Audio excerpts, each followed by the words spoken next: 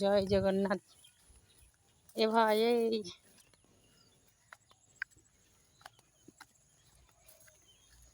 কোনো মেয়েকে ঠগাস না, ঠিক আছে? তোরা যদি ভালোবাসতে না পারিস, বাসিস না, তাকে বলে দিস যে আমি তোকে ভালোবাসতে পারছি না, কিন্তু কারোর জীবন নিয়ে ছেলে খেলা করিস না। জীবনের দাম বহুত কিমতি রে।